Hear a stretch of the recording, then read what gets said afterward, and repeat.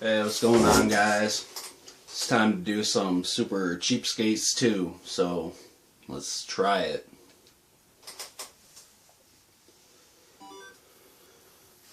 This is a sequel to the original Super Cheapskate Challenge, which was put out there by Adam of Replayability. The Dali Popka came up with this one.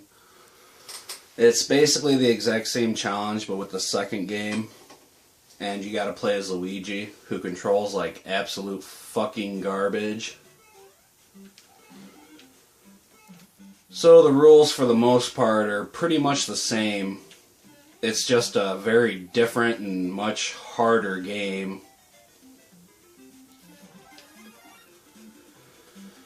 And sadly, I don't like this game at all.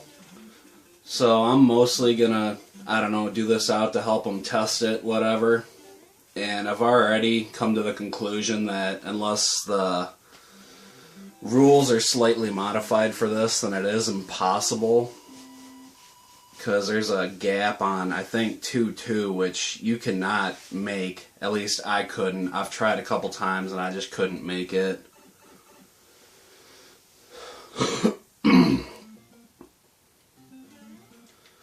But maybe if this is amended to allow invisible coin blocks, then this could actually be possible. But at the same time, I haven't really tested past 2-2 because, again, I don't like this game. I am really glad that we got, you know, our Mario 2 instead of this one. It's a much better game.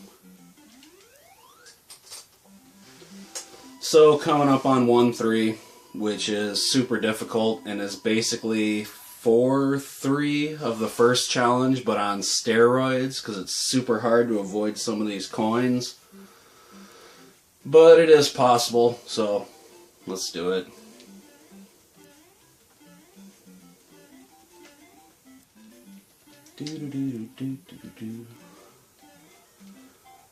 Ooh, shit. Okay. I didn't expect this to go like this first try, but that's good. I expected to at least have a couple resets.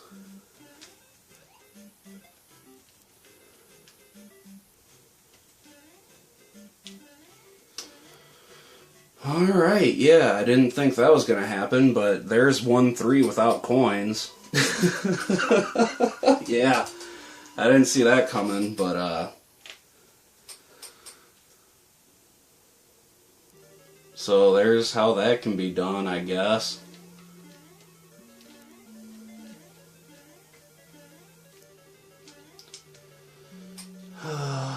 Yeah, I got introduced to this game probably the same way most American children did, as the lost levels with the Mario All-Stars collection.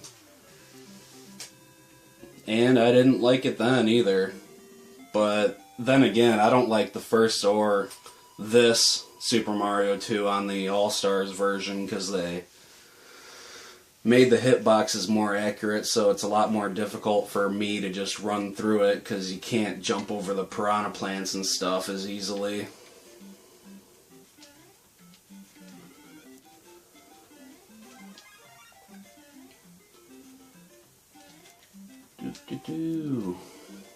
I couldn't imagine playing this as a small child, though.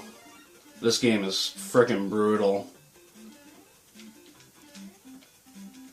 The first time I messed with this game, like years ago, I found, you know, one of those hidden warp rooms, blah, blah, blah, and I was like, oh, awesome, cool, blah, blah, blah, and then, oh, it warped me back to the first world. Oh, that's cool.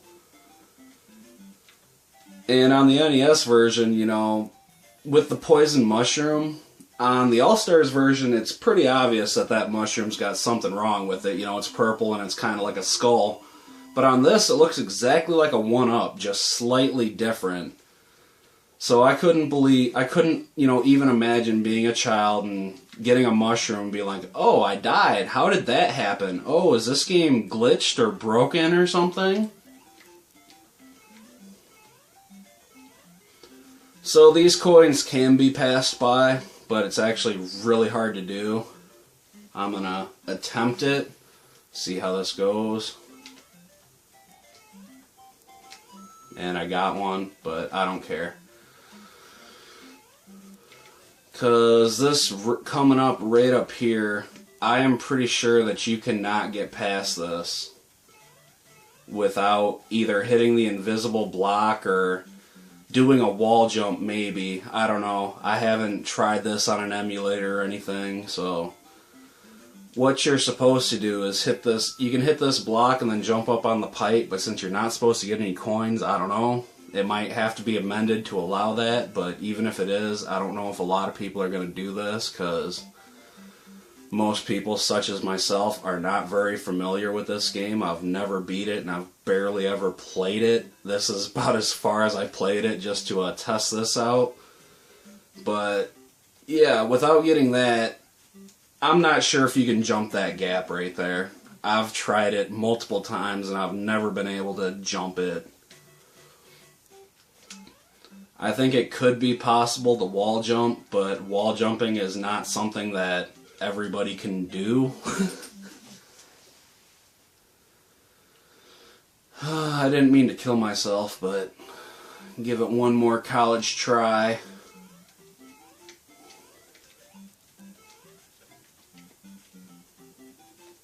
Yeah, I killed myself again because I was trying to get as far to the edge as possible before I jumped, but I don't know. Don't believe me. Try it yourself. I'm not sure that that jump can be made.